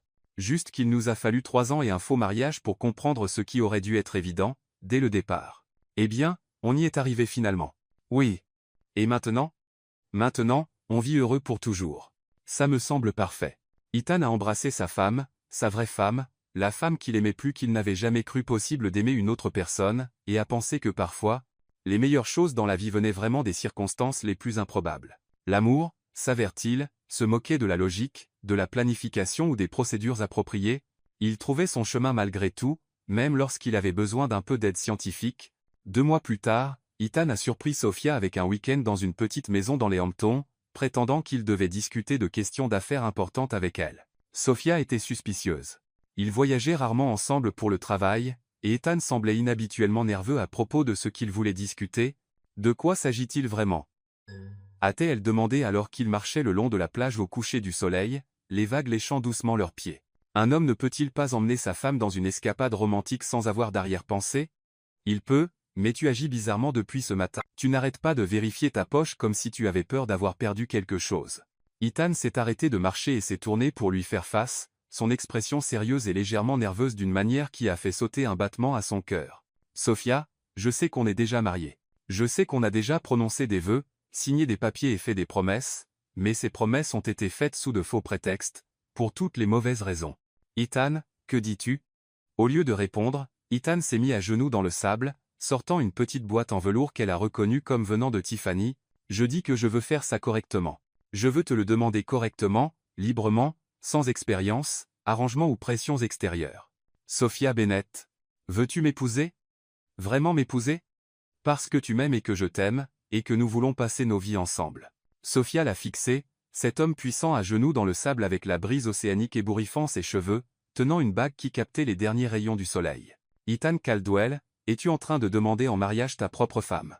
Je demande à la femme que j'aime de me choisir, pas parce qu'elle y est obligée, mais parce qu'elle le veut. Espèce d'homme magnifique et ridicule, a dit Sofia, les larmes coulant sur son visage. Oui oui, bien sûr, oui. La bague était parfaite, un solitaire classique qui était élégant sans être ostentatoire, exactement ce qu'elle aurait choisi pour elle-même. Alors qu'étant glissé la bague à son doigt, Sofia a pensé à tout le chemin qu'ils avaient parcouru depuis ce premier matin où elle lançait des fléchettes sur sa photo. Alors, a dit Ethan, se levant et essuyant le sable de ses genoux, prête à planifier un mariage? Je pensais qu'on pourrait s'enfuir. Reste simple. En fait, je pensais qu'on pourrait vouloir faire quelque chose d'un peu plus élaboré. Après tout, nous aurons des invités de mariage très intéressants. Qui? Lucas, évidemment. Et je pensais qu'on pourrait inviter Dmitri. Après tout, sans son intervention, nous n'aurions être jamais compris tout cela. Sofia Harry. Tu veux inviter l'homme qui nous a manipulés pour tomber amoureux à notre vrai mariage? Je veux inviter l'homme qui nous a donné le coup de pouce nécessaire pour arrêter d'être idiots. 6 mois plus tard, Lucas était le témoin à leur second mariage, leur vrai mariage, celui qu'ils ont choisi librement plutôt que celui auquel ils ont été contraints. Les larmes coulaient sur son visage alors qu'il regardait son frère épouser la femme qu'il avait transformée d'un bourreau de travail en un homme capable d'amour, de joie et d'un véritable partenariat. Vous savez, a-t-il dit dans son discours de témoin, la voix pleine d'émotion, j'ai être parié une partie de l'entreprise et presque détruit vos vies avec ma stupidité, mais d'une manière ou d'une autre, j'ai réussi à vous faire gagner le plus grand prix de tous, l'un l'autre. Je suppose que même une horloge cassée donne l'heure juste 2 fois par jour. Le mariage était parfait à tous les égards où leur première cérémonie ne l'avait pas été. Sophia portait une robe qu'elle avait choisie elle-même, entourée d'amis et de familles qui avaient observé leur improbable histoire d'amour se dérouler avec étonnement et délice. Les vœux d'Ethan étaient sincères et personnels, parlant de seconde chance et du cadeau inattendu de trouver l'amour là où il n'avait jamais pensé regarder. Il a parlé de comment Sophia avait apporté de la couleur à son monde monochrome, comment son courage et son honnêteté lui avaient appris à être un meilleur homme, pas seulement en affaires mais dans la vie. Les vœux de Sophia étaient tout aussi émouvants, sa voix ferme malgré les larmes dans ses yeux. Elle a parlé de comment Ethan lui avait montré que l'amour pouvait être à la fois une force tranquille et un saut audacieux, comment il lui avait appris à croire en la possibilité de l'éternité. La moitié des invités du mariage étaient en larmes à la fin de son discours, et même l'officiant a dû faire une pause pour se ressaisir. Dmitri Ivanov était assis au dernier rang, son carnet ouvert mais son stylo immobile, son détachement scientifique habituel remplacé par un sourire sincère.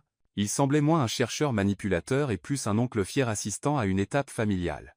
Alors qu'Ethan et Sophia échangeaient des bagues, de nouvelles, choisies ensemble pour marquer cet engagement réel, il a pris une brève note, mais il était clair qu'il était là pour célébrer, pas pour étudier. La réception fut un tourbillon de rire, de musique et de danse, avec des amis et de la famille portant des toasts au voyage non conventionnel du couple vers l'amour. Mia DRH, toujours romantique, a insisté pour attraper le bouquet, déclarant que c'était son destin de trouver un amour aussi épique que le leur. Alors qu'Ethan et Sophia dansaient leur première danse en tant que couple véritablement marié, la douce lueur des bougies projetant des ombres sur le lieu élégant, Sophia a posé sa tête contre la poitrine d'Ethan, sentant le rythme régulier de son cœur. « Je t'aime, Madame Caldwell », a murmuré Ethan, sa voix basse et chaude à son oreille. « Je t'aime aussi. M. Caldwell. Pour toujours et à jamais. Pour toujours et à jamais. » Ils dansaient ensemble, perdus dans l'instant, indifférents aux invités qui les regardaient avec affection et une touche d'admiration. Lucas, essuyant une autre larme, a levé son verre à leur intention depuis l'autre côté de la salle, articulant en silence, de rien. Sophia a croisé son regard et a ri doucement, secouant la tête face à sa fierté incorrigible pour son rôle accidentel de marieur. Plus tard, alors qu'ils étaient assis ensemble à la table d'honneur, partageant une tranche de gâteau de mariage, Sophia s'est penchée vers Ethan. « Penses-tu qu'on serait arrivé ici sans l'expérience de Dmitri ? Sans le pari imprudent de Lucas ?» Ethan y a réfléchi, sa fourchette s'arrêtant à mi-chemin de sa bouche. « J'aime penser qu'on y serait arrivé. Peut-être que ça aurait pris plus de temps, peut-être qu'on aurait eu besoin d'un autre type de coup de pouce, mais je crois qu'on était toujours destiné à se trouver. C'est dangereusement romantique pour un homme qui pensait que la nourriture à emporter était un trait de personnalité, a-t-elle taquiné. Il a souri, volant un peu de glaçage de son assiette. « Tu m'as corrompu, Sophie. Je suis un homme changé. » Dmitri s'est approché d'eux vers la fin de la soirée, son carnet habituel rangé, un verre de champagne à la main. « Félicitations, a-t-il dit, sa voix chaude mais portant toujours cette pointe analytique. Vous m'avez donné non seulement une étude de cas réussie, mais une histoire que je raconterai dans les conférences pendant des années. Vous avez prouvé mon hypothèse de manière que je n'aurais pas pu prévoir. Et quelle est cette hypothèse, exactement ? A demandé Sophia, haussant un sourcil. Que l'amour n'a pas besoin de conditions parfaites pour grandir, seulement les bonnes personnes et une chance de se voir clairement. Vous deux étiez toujours les bonnes personnes. Je n'ai fait que fournir l'occasion. Ethan a tendu la main, et Dmitri l'a serré fermement. Merci, Dmitri. Pour le meilleur ou pour le pire, vous avez changé nos vies. Pour le meilleur, a ajouté Sophia, serrant le bras d'Ethan. Définitivement pour le meilleur. Dmitri a souri, une expression rare et sans retenue. Mon travail est rarement aussi gratifiant. Profitez de votre vie ensemble. Et peut-être, invitez-moi au baptême de votre premier enfant ? Il a fait un clin d'œil, les laissant tous les deux rougir et rire alors qu'ils s'éloignaient. Alors que la nuit touchait à sa fin, Ethan et Sophia se sont éclipsés de la réception, main dans la main, vers un balcon tranquille donnant sur la ville. La skyline de Manhattan scintillait en contrebas, un rappel du monde qu'ils avaient navigué pour atteindre ce moment. Alors, a dit Sophia, s'appuyant contre la balustrade, quoi de neuf pour nous, M. Caldwell ? Une lune de miel, a répondu Ethan sans hésiter. Quelque part de chaud, sans téléphone, sans email, et certainement sans expérience. J'aime l'idée. Et ensuite ? Ensuite, on construit une vie. Ensemble, une vraie, avec toutes les choses désordonnées et merveilleuses qui vont avec, les disputes, les rires, être une plante pour ce coin vide du salon. Sophia a ri, le son clair et libre. Une plante, C'est son gros engagement. Es-tu sûr d'être prêt? Avec toi, je suis prêt pour tout. Ils se sont embrassés sous les étoiles, la ville bourdonnant doucement en contrebas, et Sofia a ressenti une certitude qu'elle n'avait jamais connue auparavant. Ce n'était pas une expérience, pas un arrangement, pas une prétention. C'était de l'amour, réel et inébranlable, construit sur une fondation de choix et de vérité. Ils avaient commencé comme ennemis, liés par un accord ridicule, mais ils avaient fini comme partenaires, se choisissant chaque jour, non pas parce qu'ils devaient, mais parce qu'ils le voulaient. Dans les semaines et les mois qui ont suivi, Ethan et Sofia se sont installés dans leur nouvelle réalité avec une joie qui les a surpris eux-mêmes. Ils ont tenu leur promesse de partir en lune de miel, passant 2 semaines dans une villa isolée aux Maldives, où ils ont nagé dans des eaux turquoises et parlé de leur avenir sans le poids des délais d'entreprise ou du regard scientifique. De retour à New York, ils ont fait du penthouse d'Ethan le leur, ajoutant les touches colorées de Sofia à chaque coin, des livres sur les étagères, des photos sur les murs. Une plante monstera prospère dans le salon qu'Ethan a nommé en plaisantant Victor en l'honneur de leur improbable marieur. À Caldwell Enterprise, ils ont navigué dans leur rôle professionnel avec de nouvelles frontières, s'assurant que leur amour ne brouille pas les lignes de leur travail. Sofia a pris plus de responsabilités de leadership, sa confiance renforcée par le soutien indéfectible d'Ethan. Ethan, à son tour, s'est retrouvé à déléguer davantage, faisant confiance à son équipe et se ménageant du temps pour une vie au-delà de la salle de réunion. Lucas, toujours le fauteur de troubles repentis, est devenu un oncle figure étonnamment fiable, se présentant avec des cadeaux extravagants et des histoires de ses dernières mésaventures, que Sofia et Ethan toléraient avec une exaspération affectueuse. Dimitri leur a envoyé une copie de son dernier article de recherche, intitulé L'alchimie de l'adversité, proximité forcée et émergence de l'amour authentique. Ils l'ont lu ensemble, riant du langage clinique qui décrivait leur voyage chaotique et magnifique. Sujet percébé, notez l'article, a démontré une intégration émotionnelle sans précédent, suggérant que l'hostilité initiale peut servir de catalyseur pour un attachement profond lorsque les barrières externes sont supprimées. Il nous fait ressembler à une expérience chimique, a dit Sofia, jetant l'article de côté. Une très réussie, a répondu Ethan, l'attirant près de lui. Des années plus tard, lorsqu'ils racontaient leur histoire à leurs enfants, 2 petites filles aux yeux brillants qui avaient hérité de l'esprit de Sofia et de la détermination d'Ethan, ils omettaient les parties sur les dettes de jeu et les expériences psychologiques, se concentrant plutôt sur le moment où ils ont réalisé qu'ils étaient faits l'un pour l'autre. Votre papa était mon patron, dirait Sofia, et je lançais des fléchettes sur sa photo parce que je le trouvais insupportable. Et votre maman était la seule à m'avoir jamais défié, ajouterait Ethan, c'est comme ça que j'ai su qu'elle était la bonne. Les filles riaient, demandant à entendre l'histoire encore et encore, ne se lassant jamais de l'idée que l'amour pouvait commencer avec une cible de fléchettes et finir par l'éternité. Et dans les moments calmes, quand ils n'étaient que tous les deux. Sofia et Ethan se regardaient et s'émerveillaient de comment un pari imprudent et une expérience de savant fou les avaient conduits à une vie dont ils n'avaient jamais osé rêver. Ça valait chaque fléchette, dirait Sofia, et Ethan l'embrasserait, acquiesçant, ça valait chaque risque. Leur amour, né dans les circonstances les plus improbables, était devenu leur plus grande aventure, prouvant que parfois, le cœur trouve son chemin non pas par la logique ou la planification, mais par le magnifique chaos du hasard.